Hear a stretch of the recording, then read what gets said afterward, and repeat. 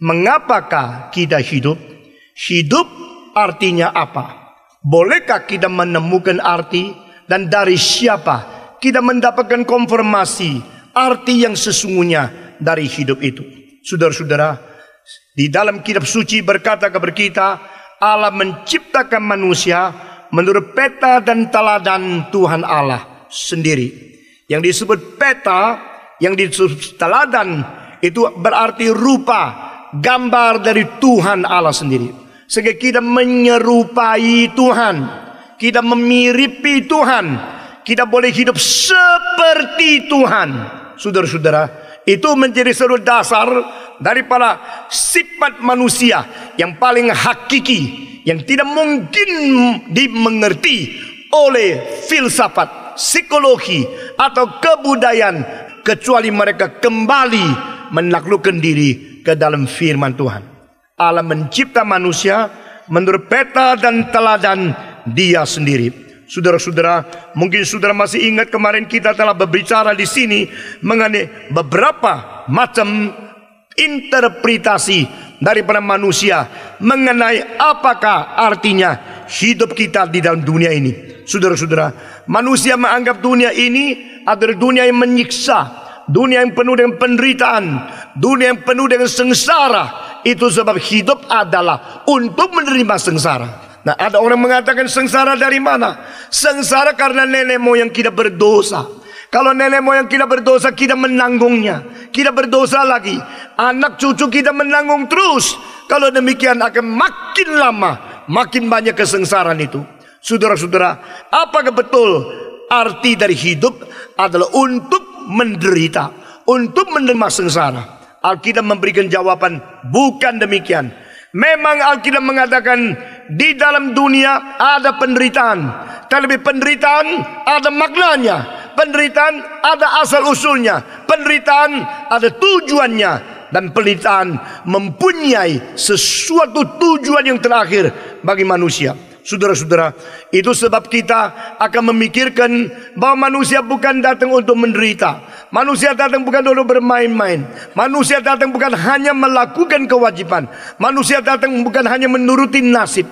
Manusia datang bukan berjuang karena kemauan sendiri. Di dalam pertaruhan atau berperang, manusia adalah diciptakan menjadi wakil Tuhan. Dan hari ini kita akan meneruskan dengan tujuan yang ditetapkan oleh Tuhan bagi umat manusia.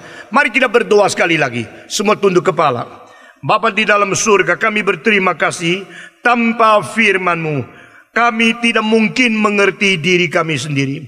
Tanpa firman-Mu, kami juga tidak mungkin mengenal Tuhan. Itulah sebab Engkau yang rela menyatakan kebenaran kepada kami, telah mewahyukan kebenaran-Mu untuk memperkenalkan diri-Mu, memperkenalkan diri kami, memperkenalkan dunia yang Tuhan cipta bagi kami di dalam firman kitab suci-Mu yang dari kekal sampai kekal menjadi pedoman bagi kami. Kami berterima kasih Tuhan, Engkau telah memakai para nabi-nabi di dalam perjanjian lama dan Kristus yang datang ke dalam dunia serta para rasul-rasul di dalam perjanjian baru untuk menyatakan isi hati-Mu kepada kami. Itu sebab hamba-Mu berdoa supaya pada malam ini setiap orang yang Kau perkenan datang dan berada di dalam kebaktian ini boleh menerima berkat dari Tuhan, boleh mengerti firman Tuhan, boleh mendapatkan pencerahan dari cahaya firman-Mu yang hidup dan yang menghidupkan, sehingga kami boleh sungguh-sungguh mendapatkan jawaban yang memuaskan melalui pengwahyuan firman-Mu. Dengar doa kami demi nama Yesus Kristus. Kami anak-anak Tuhan minta kepada Tuhan mengusir setan dan segala anasir yang jahat keluar dari tempat ini. Dan Engkau tidak membiarkan mereka memberikan sesuatu tudungan yang menudung dan menutupi kami, sehingga kami tidak melihat akan kemurahan dan kemuliaan Tuhan. Dengar doa kami Tuhan. Pakailah hamba-Mu yang hina ini. Dalam nama Yesus Kristus, penebus dan juru selamat kami yang hidup, kami sudah berdoa. Amin. Saudara-saudara sekalian, kemarin kita telah mengatakan 7 interpretasi yang sangat umum, yang kelihatan masing-masing ada kebenarannya, tetapi di bawah kitab suci semua menjadi kurang sempurna dan semua menjadi kurang tepat semua menjadi kurang benar, karena hanya firman Tuhan yang memberikan jawaban kebenaran yang mutlak kepada kita. Manusia dicipta menjadi apa? Menjadi wakil Tuhan. Manusia dicipta menjadi representatif surga yang berada di dunia. Saudara-saudara, mengapakah binatang itu melata, tetapi manusia berdiri? Mengapa binatang 4 kaki, manusia cuma 2 kaki? Saudara-saudara, selain keduanya ini adalah untuk kita bekerja sebagai tangan, tapi manusia berdiri berarti kita harus hidup vertikal, bukan hidup horizontal. Saudara-saudara, singa, macan, sapi, semua binatang yang paling galak, yang paling hebat, semua hanya hidupnya itu horizontal, tapi tidak mungkin hidup vertikal. Hidup vertikal berarti manusia dicipta bukan hanya untuk dunia materi saja. Manusia bukan dicipta hanya mengkeduk, memuaskan diri dengan materi yang berada di bawah kita.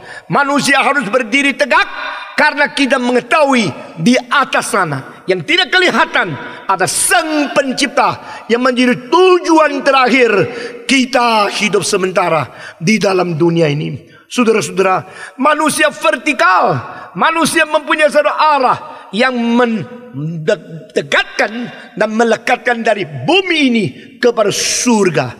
Itu sebab satu-satunya makhluk yang bisa berharap kepada Tuhan itu manusia. Satu-satunya makhluk yang bisa berdoa kepada Tuhan itu manusia. Satu-satunya makhluk yang bisa mengerti firman Tuhan itu manusia. Apa sebab? Karena Tuhan tidak mau mencipta manusia sama rata dengan binatang yang lain, yang hanya mengisi kebutuhan tubuh ini dengan materi-materi yang dicipta lebih turun, lebih rendah, lebih bawah daripada manusia. Manusia dicipta supaya mempunyai satu fase yang lain. Maka Yesus Kristus berkata, manusia hidup bukan hanya bersandarkan roti saja. Itu berarti kita masih perlu, tapi itu yang paling sederhana, yang paling sekunder, yang paling tidak penting. Bukan itu saja, bukan bersandarkan roti saja, tapi bersandarkan setiap kalimat, setiap kata yang keluar dari mulut Tuhan Allah. Saudara-saudara sekalian, inilah sebab hari ini kita masuk ke dalam tahap kedua, mau mengerti tujuan yang ditetapkan oleh Tuhan bagi manusia yang diciptakan. Manusia hidup ada tujuan atau tidak? Jika engkau mengatakan manusia hidup tidak ada tujuan, berarti engkau berkeliaran berpuluh-puluh tahun di muka bumi ini. Saudara-saudara, jika engkau mengatakan manusia diciptakan pasti ada tujuannya, maka saya akan mendesak saudara jawab kepada saya, apa tujuan hidupmu di dalam dunia? Kalau ini sudah menjadi sesuatu yang serius, maka engkau baru mengetahui bahwa engkau biasanya bermain-main dengan hidupmu. Karena engkau hidup tanpa rencana, engkau hidup tanpa mempunyai satu tuntutan, tanpa mempunyai blueprint, tanpa minta kepada Tuhan menyatakan apa tujuan kepada engkau. Saudara-saudara sekalian, waktu Allah menciptakan segala sesuatu, Dia menciptakan menurut waktu dan proses yang ditetapkan oleh Dia. Di dalam surat Pengkhotbah pasal 3 ayat ke-11 dikatakan, Allah menciptakan segala sesuatu dengan indah dan baik pada waktunya masing-masing. Apakah artinya ini? Dengan arti sesuatu kronologi, sesuatu saat, momen-momen yang ditetapkan Tuhan menciptakan segala sesuatu. Tetapi kalau ditanya, kapankah penciptaan manusia? Jawaban adalah manusia dicipta setelah semua selesai dicipta, baru cipta manusia. Ini berarti manusia adalah ciptaan yang terakhir, ciptaan yang paling belakang. Setelah semua sudah dicipta, baru mencipta manusia. Apakah artinya? Apakah ini mengandung arti? Jika manusia memang paling penting, mengapa tidak dicipta sebelum yang lain dicipta? Jika manusia memang paling penting, mengapa dicipta paling akhir? Saudara-saudara, justru paling akhir paling penting. Segala sesuatu disiapkan dulu. Sudah diciptakan semua sebelum manusia jadi. Baru diciptakan manusia. Begitu jadi, manusia sudah boleh menikmati segala sesuatu yang diciptakan bagi manusia. Saudara-saudara, maka Alkitab dengan jelas berkata kepada kita, segala sesuatu dicipta bagi manusia. Semua. 1, 2, 3. Segala sesuatu dicipta bagi manusia. Kalau demikian, manusia tidak boleh datang dulu. Manusia harus dicipta paling belakang. Karena yang lain disediakan dulu. Sudah semua sedia, baru manusia muncul. Ini rencana Allah. Ini cara Allah. Itu sebab kita mengetahui manusia lebih penting dari segala sesuatu yang dicipta oleh Tuhan.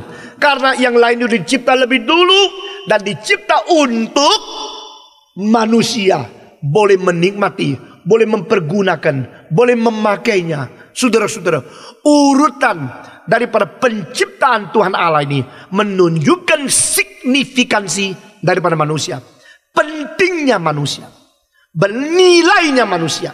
Tujuan yang terakhir adalah supaya manusia boleh menikmati segala sesuatu. Maka manusia harus dicipta secara terakhir.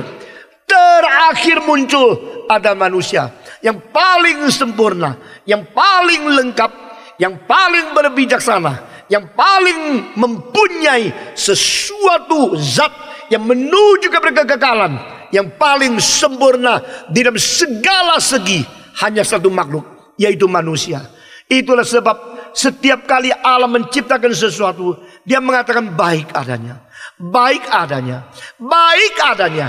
Berarti yang dicipta oleh Tuhan itu baik semua. Tetapi apakah bedanya? Pada waktu Tuhan sudah menciptakan Adam dan Hawa, Dia mengatakan amat baik adanya. Not good, but very good. Saudara-saudara, di antara baik dan amat baik, di antara yang baik dan sangat-sangat baik, tengahnya itu apa? Bedanya itu apa? Apakah perbedaan antara yang baik dan yang sangat-sangat baik? Itu hanya satu hal. Karena manusia dicipta untuk Tuhan. Manusia dicipta seperti Tuhan. Manusia dicipta berpotensi menghadap Tuhan. Manusia dicipta boleh bersekutu, boleh bergabung dengan Tuhan. Saudara-saudara, itulah rahasia mengapa manusia dicipta disebut sangat baik. You are very good. Your existence is very important. Saudara-saudara, dirimu, kehadiranmu, eksistensimu itu penting. Engkau itu baik. Saudara-saudara, dari kaca engkau melihat dirimu baik bukan? Dari hati engkau mengetahui dirimu baik bukan? Kadang-kadang engkau menganggap diri kurang baik karena engkau mempunyai sesuatu pelanggaran terhadap sesuatu dalil yang sudah ditanam oleh Tuhan dalam hatimu, yaitu sesuatu hukum hati nurani. Saudara-saudara, itu pun tidak ada pada macan, itu pun tidak ada pada binatang. Saudara-saudara, jika manusia sadar dia manusia, maka hati nurani dia akan berkata-kata mewakili Tuhan. Kita mewakili Tuhan. Dan Tuhan mengirim wakil yang lain dalam diri kita, supaya wakil itu boleh mewakili suara Tuhan, terus mendidik, terus mengawasi, sehingga kita tidak menyeleweng. Baru kita tuntas boleh sukses menjadi wakil Tuhan yang sungguh-sungguh. Itu namanya hati nurani. Dan kalau manusia melanggar hati nurani, dia akan berbuat jahat, bahkan lebih jahat dari apapun. Saudara-saudara, kita kadang-kadang menegur orang lain, jahat lu kayak binatang lu. Pada waktu kita menegur orang lain seperti binatang, engkau jahat sekali. Waktu engkau menyebut orang lain seperti binatang, engkau sebenarnya bukan menghina dia, engkau menghina binatang seluruh dunia. Seharusnya orang yang sungguh-sungguh mengerti apa artinya makna manusia, dia mengatakan Allah di atas, alam di bawah. Yang di atas maha tinggi, yang di bawah maha fana. Kalau yang maha fana bukan paling penting, jangan memperalat Allah yang maha tinggi untuk mendapatkan yang maha fana dan sementara. Mari kita terbalik, kita memakai segala sesuatu di bawah kita untuk memuliakan yang di atas. Nah saudara-saudara, jadi kita memakai segala kekuatan yang Tuhan berikan kepada kita untuk mengerjakan apa yang harus kita kerjakan, untuk berjuang bagi apa yang kita harus berjuang, untuk mengerjakan hal sesuai dengan rencana Tuhan.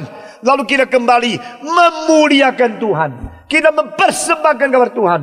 Dengan demikian alam tetap di bawah, Allah tetap di atas. Segala sesuatu untuk manusia, manusia untuk Tuhan. Kita berjuang setengah mati di dunia ini, akhirnya untuk apa? Untuk memuliakan Tuhan. Akhirnya untuk apa? Bukan untuk diri, saudara-saudara. Kalau tujuan daripada prinsip Alkitab sudah kita mengerti, tak mungkin kita menipu diri, tak mungkin kita merusak nama kita, tak mungkin kita dimaki caci oleh zaman-zaman yang akan datang. Saudara-saudara, barang siapa yang hidup egois, mungkin dia kaya raya, tetapi dia akan maki caci oleh keturunan tak habis-habis. Barang siapa hidup untuk Tuhan, hidup untuk orang lain, meskipun dia menderita kerugian, menderita hal yang dipermalukan, menderita penghinaan, dia akan dipuji generasi-generasi tidak habis-habis. Saudara-saudara, apakah sih tujuan kita hidup di dunia? Kita memperalat Tuhan, doa, berbakti, baca kitab suci, supaya mendapatkan segala kekuatan Tuhan untuk memperoleh segala sesuatu. Dan itulah yang menjadi tujuan kita. Kalau demikian, agama itu menjadi alat, agama menjadi instrumen di dalam egoismu sendiri. Saudara-saudara, ini bukan ajaran dari Tuhan. Saudara-saudara, ajaran dari Tuhan betul-betul jelas kepada di dalam teologi reform, di dalam Westminster Confession, di dalam katekismusnya. Pertanyaan pertama, apakah tujuan hidup yang paling besar manusia hidup di dalam dunia ini? Jawaban adalah untuk memuliakan Tuhan dan untuk menikmati Tuhan. Saudara-saudara, memuliakan Tuhan dan menikmati Tuhan. Semua 1, 2, 3. Memuliakan Tuhan dan menikmati Tuhan. Sekali lagi, 1, 2, 3. Memuliakan Tuhan dan menikmati Tuhan. Saudara-saudara, engkau bilang, aku tidak ngerti. Apa itu menikmati Tuhan? Menikmati es krim, saya tahu itu. Menikmati hidup mewah, saya tahu. Menikmati mobil yang enak, saya tahu. Menikmati Tuhan itu apa sih? Saudara-saudara, ini justru ada rahasia yang paling besar. Engkau menikmati apapun yang paling kaya, yang paling mewah, yang paling mahal di dalam dunia, akhirnya hatimu tetap kosong. Tuhan Yesus berkata kepada perempuan di pinggir perigi di Samaria, dengan sesungguh-sungguhnya aku berkata kepadamu, barang siapa yang minum air dari sumur ini akan dahaga lagi. Tetapi barang siapa minum air yang kuberikan kepada dia, tidak akan dahaga lagi untuk selama-lamanya. Dia akan sampai hidup yang kekal, mendapatkan kepuasan. Ini jawaban dari Tuhan. Saya selama hidup akan teruskan dengan firman yang keras yang dikhotbahkan supaya menggugahkan orang Kristen, membangunkan kita, menginsyafkan kita supaya kita sadar di hadapan Tuhan. Manusia bukan hidup untuk kemakmuran, manusia bukan hidup untuk kekayaan, manusia bukan hidup untuk menghamburkan waktu, bakat dan segala sesuatu yang Tuhan karuniakan kepada kita. Saudara-saudara sekalian, kita melihat bukan sedang demikian. Hemingway menembak diri. Orang-orang yang paling cantik menembak diri, paling kaya menembak diri. Mereka yang paling pintar, mereka membunuh diri. Karena apa? Karena hidup mereka tidak menemukan tujuan yang sesungguhnya. Saudara-saudara, mari kita kembali kepada Alkitab. Alkitab memberikan indikasi, menyisipkan rahasia-rahasia mengapa Tuhan menciptakan manusia. Pertama, saya akan melihat dari 4 sudut yang besar. The purpose of creating man as a representative of God on this earth.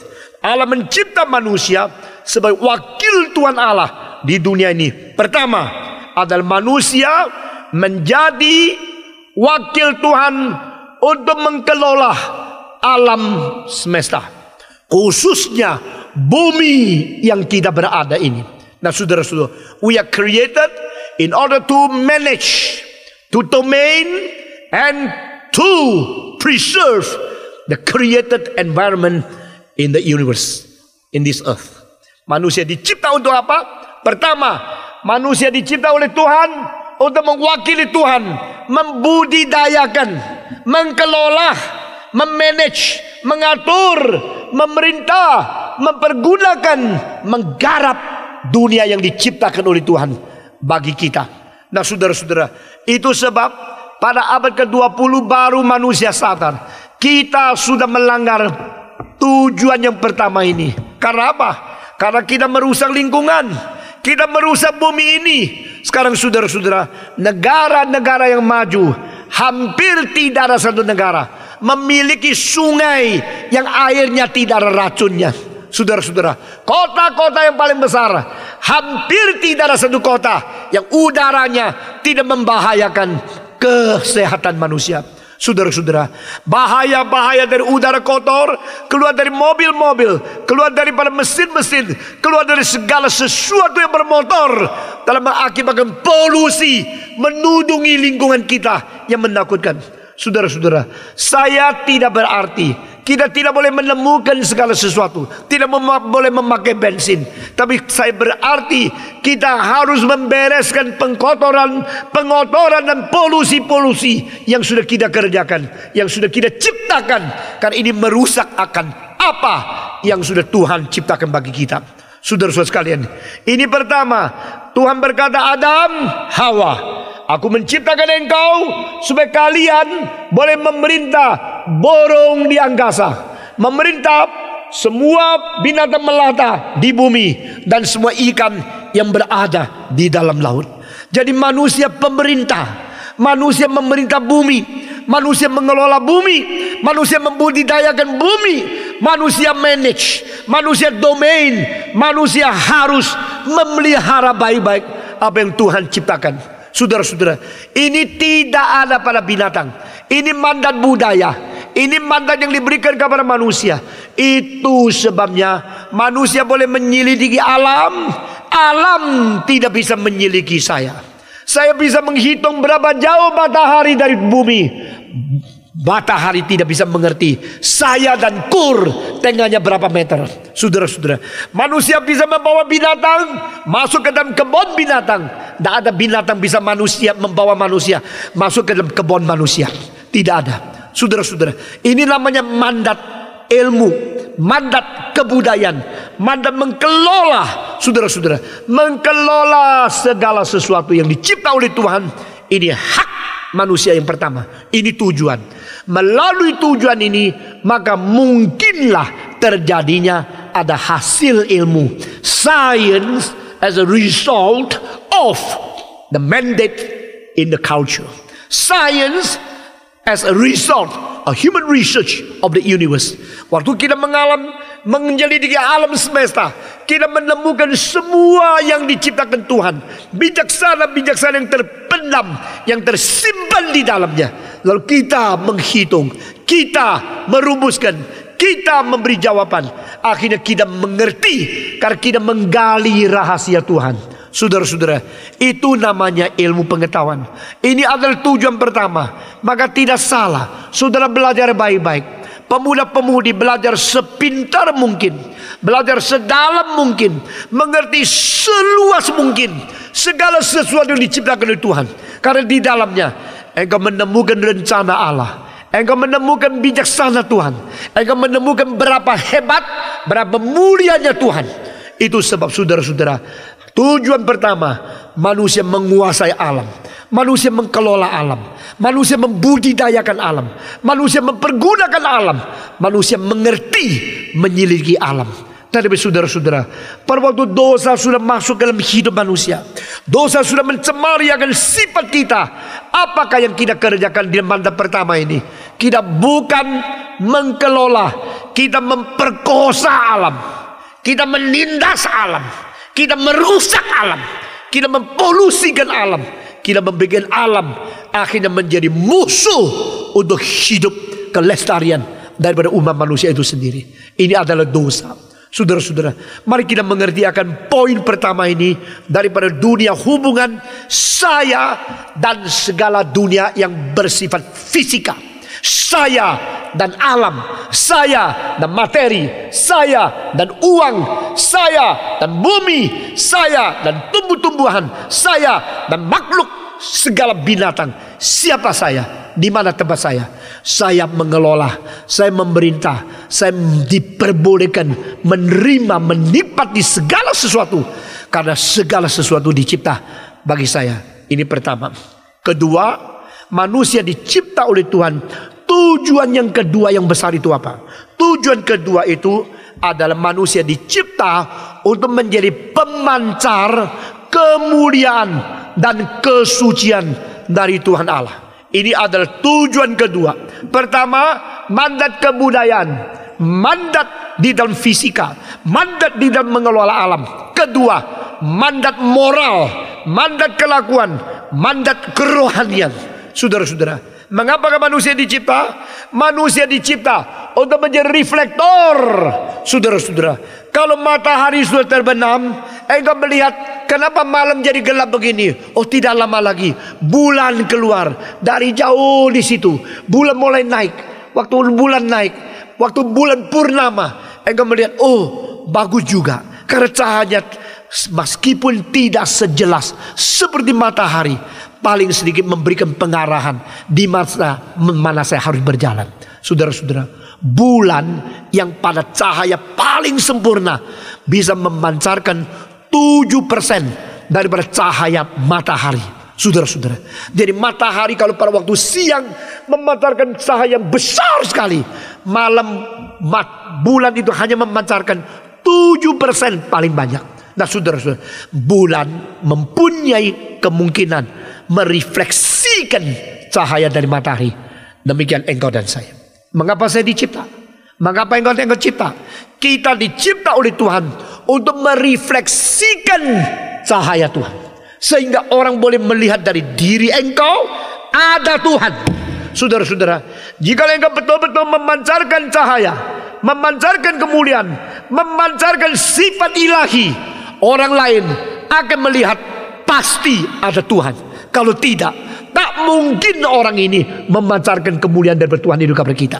Nah, saudara-saudara, ini pemancaran apa? Saya tadi menyebut dua hal: kemuliaan dan kesucian. Semua 1, 2, 3. Kemuliaan dan kesucian Tuhan, sehingga manusia harus menjadi pemancar seperti mercusuar. Manusia harus menjadi reflektor yang boleh keluarkan cahaya dari Tuhan. Saudara-saudara sekalian, manusia memang dicipta untuk ini. Manusia dicipta untuk mewakili Tuhan, menyatakan Tuhan, merefleksikan Tuhan, sehingga kemuliaan Tuhan terlihat di dalam diri kita. Kemuliaan Tuhan terlihat di dalam diri kita. Kesucian Tuhan, kebajikan Tuhan, cinta kasih Tuhan terlihat melalui hidup kita. Maka Tuhan dipermuliakan. Yesus Kristus berkata, biarlah orang melihat kebajikanmu, dan Bapamu di surga akan dipermuliakan. Saudara-saudara, biarlah orang di dunia ini melihat engkau memancarkan cahaya. Pada waktu Yesus di dunia, dia berkata, aku adalah terang dunia. Dan Yesus berkata juga, kamu adalah terang dunia. Pada waktu Yesus berada di dunia, dia menjadi terang dari Tuhan. Setelah dia naik ke surga, dia memberikan kekuatan kepada engkau dan saya, memberikan mandat kepada engkau dan saya. Kita menjadi terang untuk menerangi orang lain. Saudara-saudara, saya mau lihat, saya mau tanya, orang lain melihat apa dari kita? Melihat dari kita kebencian, kedengkian, kelikuan, kelicikan, kepalsuan, kemunafikan, kepura-puraan, atau orang melihat cinta kasih, kesungguhan, kesucian, kebajikan, keadilan melalui tingkah laku dan hidup kita sehari-hari. Saudara-saudara, ini adalah hal yang kedua. Manusia dicipta oleh Tuhan. Tujuan kedua yaitu memancarkan kemuliaan Tuhan, memancarkan kesucian daripada Tuhan. Ini kedua. Saudara-saudara, ketiga, Tuhan mencipta manusia untuk apa? tujuan yang ketiga di dalam Alkitab dikatakan apa? Alkitab berkata kepada kita bahwa Tuhan mencipta manusia menjadi wadah. Wadah apa? Wadah untuk menerima anugerah dari Tuhan. Saudara-saudara, wadah ini bisa menerima anugerah dari Tuhan seperti satu gelas. Gelas ini boleh mengisi air. Air ini boleh mengisi gelas yang kosong. Dari bawah makin naik ke atas, makin penuh. Sudah penuh sampai di atas. Bagaimana? Dia bisa luber, dia bisa penuh dan bisa bagi ke orang lain. Nah, ini adalah tujuan ketiga. Manusia berbeda dengan semua makhluk, karena makhluk tidak mungkin diisi apa-apa lagi ke dalam otaknya. Makhluk tidak bisa diisi apa-apa lagi ke dalam hatinya. Mereka hanya mempunyai data bank yang demikian kecil, hanya menyangkut hal-hal bersangkut paut dengan insting daya dasar. Dia hidup, dia perlu makan, dia perlu seks. Inilah dua hal, dua impuls yang mendorong binatang-binatang itu hidup terus. Saudara-saudara, mereka hidup untuk apa? Cari makan. Cari makan untuk apa? Untuk hidup. Hidup untuk apa? Untuk cari makan. Cari makan apa? Untuk hidup. Hidup untuk apa? Untuk cari makan lagi. Itulah dorongannya, itulah putarannya, terus putar di situ. Saudara-saudara, engkau juga demikiankah? Engkau hidup untuk apa? Cari makan. Makan untuk apa? Supaya hidup. Hidup untuk apa? Boleh cari makan. Makan untuk apa? Cari hidup lagi. Kalau engkau demikian, engkau tidak berbeda dengan binatang. Saudara-saudara, seorang filosof 2380 tahun yang lalu di Tiongkok mengatakan, food and sex are both the most basic impulse of the life. Dia mengatakan makan dan seks ini adalah dua keinginan terbesar, dua kebutuhan terbesar, dan itu sebenarnya sama dengan binatang. Tapi Mencius mengatakan ada 4 hal lagi yang membuat manusia berbeda dengan binatang. Pertama, perasaan terharu. Itu kalau tidak ada, engkau bukan manusia. Perasaan malu, itu kalau tidak ada, engkau bukan manusia.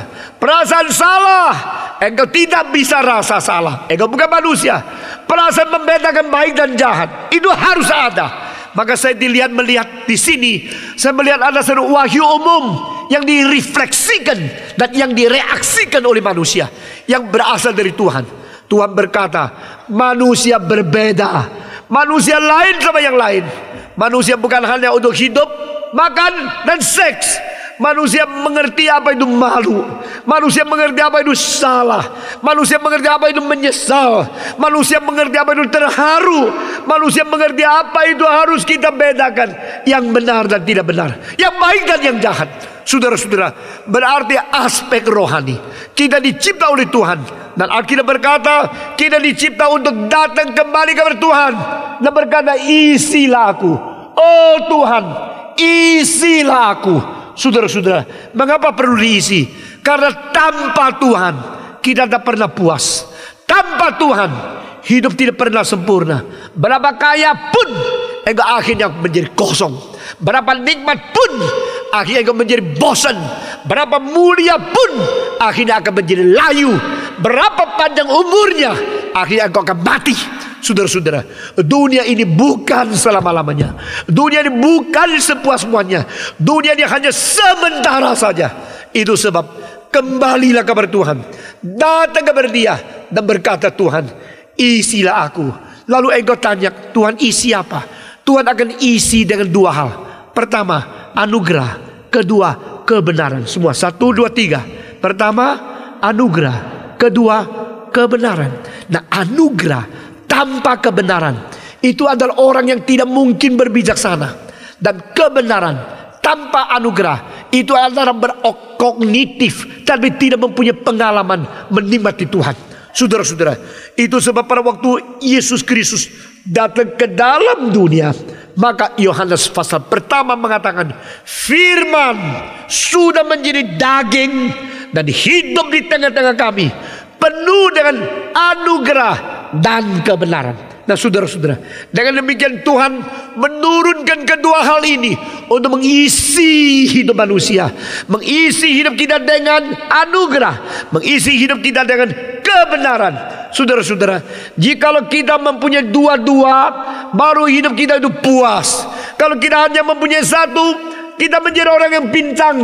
Saudara-saudara, seringkali saya berkata kepada anak-anak sekolah teologi, cilakalah engkau kalau engkau belajar, engkau mengerti, engkau mendapatkan angka yang tinggi, engkau mendapatkan SKS yang banyak, engkau mendapatkan topi dan diwisudakan, tapi engkau hanya mempunyai pengetahuan, engkau akan makin sekolah, makin jauh dari Tuhan.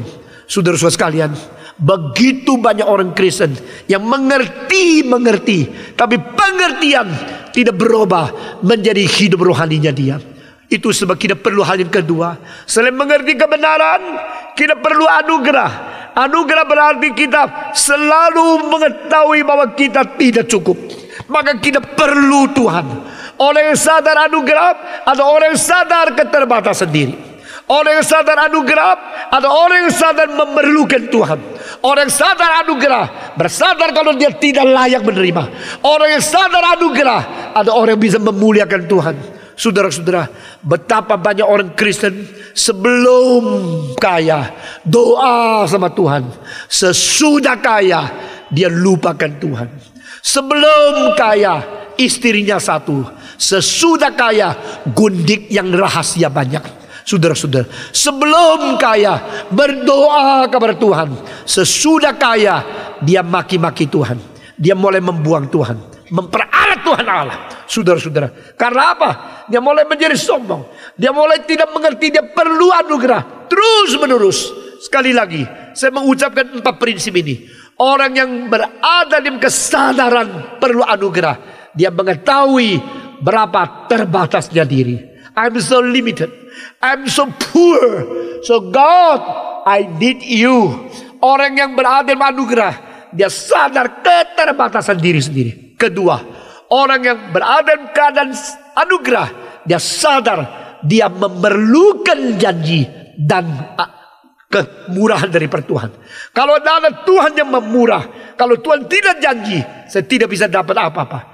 Maka saya perlu kepada Tuhan. Ketiga, orang yang mengerti anugerah adalah orang yang bisa betul-betul rendah hati. Saudara-saudara, jangan sombong. Saya sombong karena saya lebih pintar. Coba tanya, pintarmu dari mana? Saya hebat karena saya bisa khotbah. Hebatmu dari mana? Saya mempunyai uang lebih banyak. Uangmu dari mana? Saya lebih sehat dari orang lain. Kesehatanmu dari mana? Saya lebih pintar nyanyi. Suaramu dari mana? Kalau itu tahu, engkau tahu semua dari Tuhan, engkau akan menjadi rendah hati. Engkau baru sadar dirimu tidak ada apa-apa. Ini prinsip ketiga. Dan keempat, orang yang mengerti anugerah, dia suka memuliakan Tuhan, bukan merebut kemuliaan, bukan membanggakan diri, bukan mengangkuhkan diri, tapi memuliakan Tuhan. Ini semua adalah semata-mata dari Tuhan saja. Saudara-saudara, manusia dicipta oleh Tuhan. Pertama, mengelola alam. Kedua, menyatakan moral. Ketiga, menerima anugerah Tuhan, mengerti firman dan kebenaran Tuhan. Itu sebab saudara-saudara, jadilah manusia yang seumur hidup terus bersandar kepada Tuhan. Amin. Jadilah manusia yang seumur hidup terus mengejar pengertian firman Tuhan. Amin. Saudara-saudara, 12 tahun yang lalu saya mendirikan Gereja Reform Injil di Indonesia. Sebisa mungkin setiap minggu saya berkhotbah sendiri. Sebisa mungkin setiap kali khotbah lebih daripada 1 jam. Engkau bilang, bukankah tidak lama kemudian kehabisan bahan engkau berkhotbah? Saya mengetahui begitu banyak gereja yang khotbahnya cuma 10 menit, 20 menit, nyanyinya 1 jam, 1,5 jam. Saudara-saudara, saya tahu ini sekarang banyak gereja sudah mulai tidak lagi mengindahkan firman Tuhan. Mereka menganggap terbiasa dengan tidak usah dengar khotbah. Itulah kebebasan. Tapi saya berkata kepada saudara, dengar firman Tuhan sampai mengerti baru engkau menikmati kebenaran yang diwahyukan oleh Tuhan. Dan ini menjadikan engkau beriman dan bersandar kepada Dia terus menerus. Setelah 12 tahun, coba tanya kepada mereka yang ikut kebaktian di gereja kami, apakah mereka bosan firman Tuhan? Apa mereka rasa tidak perlu lagi? Sudah mengerti banyak. Saya sendiri sampai hari ini sudah memiliki lebih 10.000 buku. Saya masih beli, saya masih baca. Saya sampai hari ini sudah berkhotbah lebih dari 27.000 kali selama 44 tahun lebih. Saya masih rasa banyak hal yang saya tidak ngerti. Saudara-saudara, firman Tuhan begitu limpah. Mengapa setiap minggu cuma 1 kali ke gereja? Khotbahnya cuma 10 menit. Jikalau di sini ada pendeta-pendeta, demi nama Tuhan, saya perintahkan, jadilah hamba Tuhan yang menggembala dombamu dengan baik.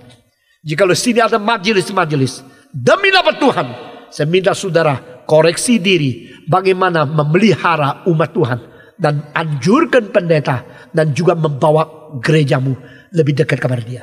Jikalau di sini ada sekolah-sekolah teologi, baik rektornya, dosennya, dan mahasiswanya, tetapkan hatimu seumur hidup pelajari firman Tuhan dan membawa manusia memasuki kebenaran daripada Tuhan. Manusia dicipta untuk apa? Untuk menerima, untuk menampung, menjadi penampung, menjadi kontainer di mana anugerah Tuhan, firman kebenaran Tuhan mengisi kita, memenuhi kita. Sehingga pada satu hari kita bertemu dengan Tuhan, engkau berkata, Tuhan, selama saya hidup di dalam dunia, saya sudah sering terisi oleh firman-Mu. Saya sering mengalami anugerah-Mu. Saya sering menerima kuasa-Mu. Saya selalu mendapatkan pertolongan-Mu.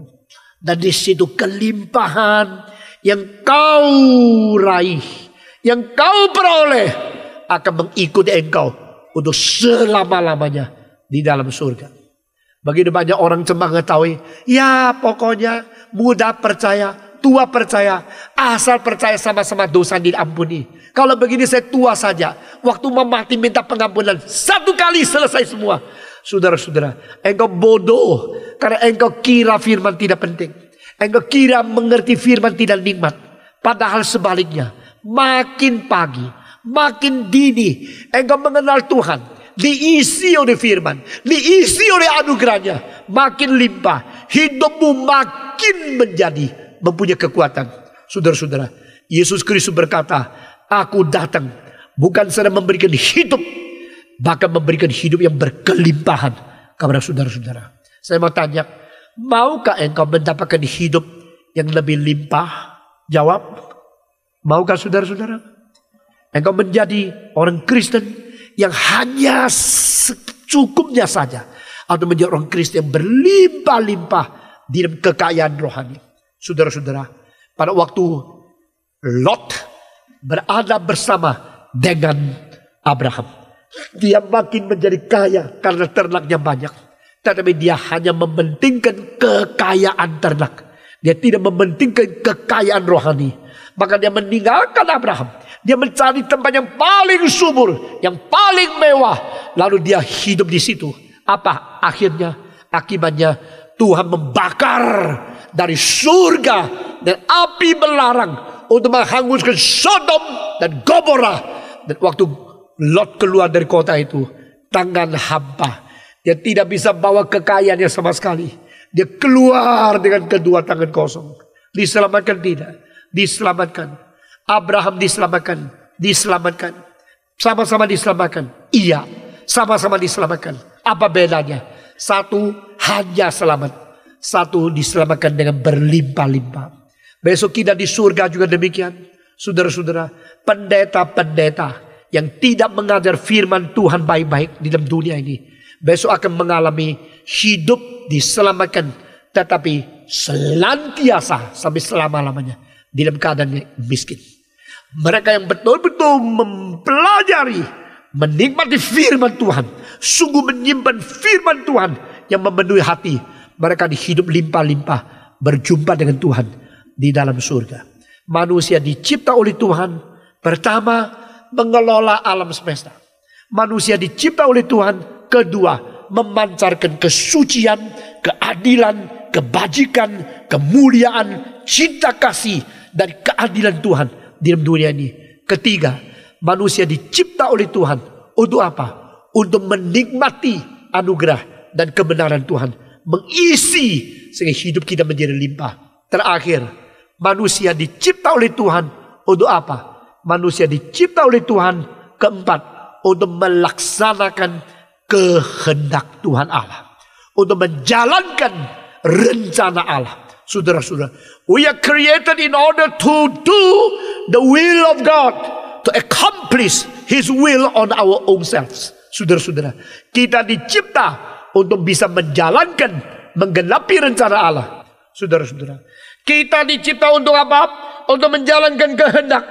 Nah, di sini berarti bukan hanya ada kemauan dirimu sendiri. Pada waktu saya masih umur 17, saya akan menjadi komponis. Karena saya sanggup dalam 3 menit bikin satu lagu. Bagi saya tidak sulit. Saya di atas piano langsung bikin lagu, kalimat per kalimat, dan dengan segala sesuatu peraturan yang sangat cocok, saya bisa bikin lagu dengan cepat sekali. Pada waktu saya umur 16, saya sudah di dalam 1 tahun bikin lebih 100 lagu. Saya berkata saya ingin menjadi musikus. 17 saya mulai kendak misaya, kendak oratorio. Saya menjadi konduktor.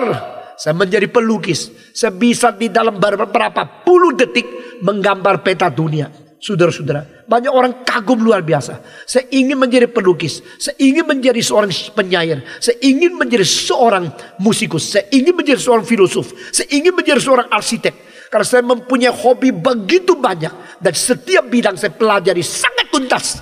Saudara-saudara, sehingga pada waktu satu hari saya merasa saya boleh jadi ini, saya boleh jadi itu. Saya mulai membanggakan diri. Ada panggilan Tuhan di dalam hati saya. Berkata, itu bukan rencanaku bagimu. Loh, apa maksudmu? Rencanamu? Saya mempunyai rencanaku. Tuhan bilang, engkau mempunyai rencanamu. Tapi aku mempunyai rencanaku. Dan rencanaku ada sebagian, ada rencana bagimu. Loh, rencanamu bagiku. Apa artinya? Aku mencipta engkau mempunyai tujuan yang sudah aku tetapkan bagimu. Nah, saudara-saudara, sekarang saya tidak lagi anak muda. Saya sudah lebih umur 60. Yang pernah dengar khotbah di dalam kebaktian duduk sendiri di sini seperti ini, diperkirakan paling sedikit 16 juta manusia. Saudara-saudara, mungkin lebih dari itu. Yang pernah datang sendiri, bukan dengar kaset, bukan dengar di dalam siaran atau TV atau radio, tidak. Yang pernah hadir kebaktian saya perkirakan paling konservatif 16 juta manusia. Lalu saya tanya, kalau tanya mereka, engkau setuju tidak Stephen Tong jadi musikus? Mereka akan katakan tidak. Apakah setuju dia menjadi pelukis? Tidak. Apa yang seharusnya dia jadi? Ya, dia menjadi hamba Tuhan yang berkhotbah, yang berfirman, memberitakan kebenaran Tuhan kabar kita. Saudara-saudara, lalu engkau tanya, kenapa Stephen Tong akhirnya engkau bisa mengambil keputusan seperti itu? Saya berkata kepada saudara, waktu saya menyerahkan diri kepada Tuhan, air mata saya begitu banyak. Saya tidak pernah menangis lebih banyak dari malam itu, yang membasahi seluruh pakaian depan di sini. Saya tidak mengerti kenapa. Karena waktu itu saya menemukan hidup bukan sembarangan. Hidup bukan untuk saya. Tuhan yang mencipta saya mempunyai rencana untuk saya. Dia mempunyai kehendak yang lebih mulia, lebih agung, lebih kekal, lebih sempurna dari apa yang bisa saya tetapkan bagi saya. Satu kali saya berada di Yale University dan saya menyanyi. Waktu saya menyanyi, seorang guru vokal mengatakan, coba nyanyi, saya mau dengar suaramu. Waktu saya nyanyi, dia kaget. Dan suaminya dia turun dari atas. Dari atas berhenti. Saya lihat 2 kaki dengan celana yang panjang berada di tengah-tengah, dia berhenti. Saya nyanyi selesai, dia turun. Lalu dia mengatakan, Stephen, can I suggest one thing to you? If you want to listen to me, stay here. Do not go home to Indonesia. Stay here. I will make you one of the greatest singer of our time. Stephen Tong, jangan pulang Indonesia. Tinggal di sini. Mulai hari ini, saya sudah dengar suaramu. Saya akan jadikan kamu salah seorang penyanyi yang terbesar di dalam zaman ini. Itu dosen dari kelas doktorat vokal yang muridnya sangat hebat. Dia mengatakan, Stephen Tong. Saya bilang tidak. Saya seorang hamba Tuhan. Saya sudah dipanggil Tuhan menjadi hamba Tuhan. memberitakan firman. Dia bilang jangan begitu. Coba pikir lagi. You tahu tidak? Di tempat kau berdiri sudah banyak orang berdiri. Dan bukan saya minta mereka. Mereka yang minta saya. Saya tanya apa maksudmu? Doktor itu profesor mengatakan. Begitu banyak orang datang ke rumah ini. Tanya kepada saya. Jadikan aku penyanyi. Aku ingin menyanyi. Lalu saya menjawab. No, you go home. Saya mengusir mereka pulang. Because you do not have the instrument in your throat. Di dalam kerongkonganmu tidak ada instrumen. Engkau tak mungkin nyanyi. Pulang saja. But Stephen, you can. You bisa. Saya bisa jadikan engkau seorang penyanyi yang baik.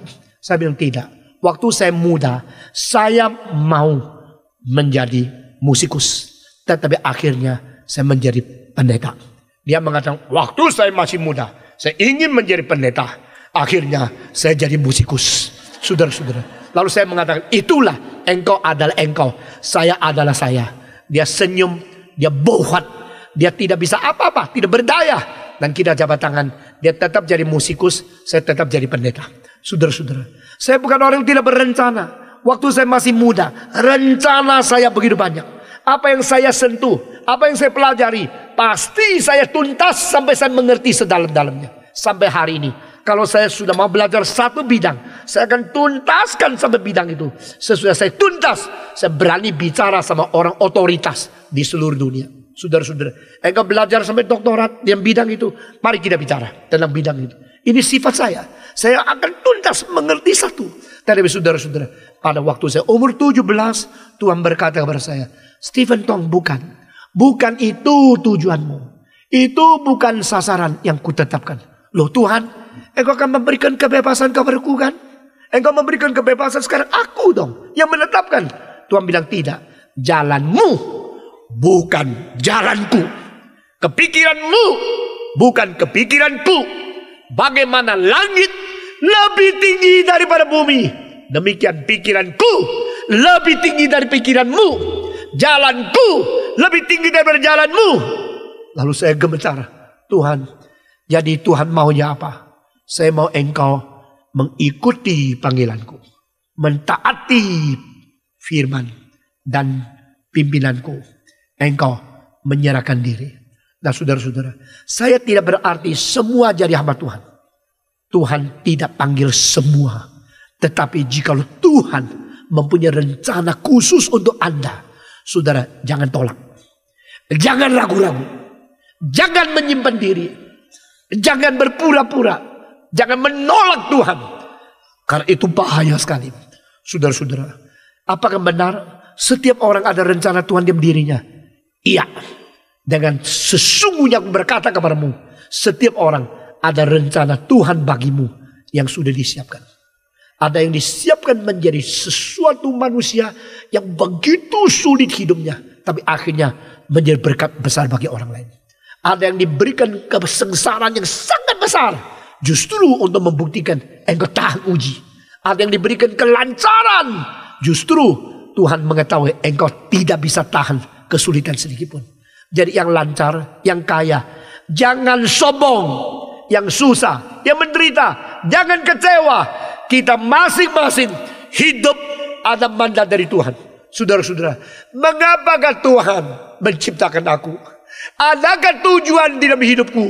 Tuhan mengatakan ada. Ada tujuan yang kutetapkan untuk hidupmu. Itu sebab malam ini saya ingin saudara-saudara dengan jujur, dengan rendah hati, dengan polos, seperti anak kecil, jangan menudung, jangan menipu, datang kepada Tuhan, berkata kepada Dia, mulai hari ini nyatakan kehendakmu kepadaku, nyatakan tujuan hidup kepadaku, jadikan aku sungguh-sungguh serius menjalankan tujuan yang ketetapan bagi aku.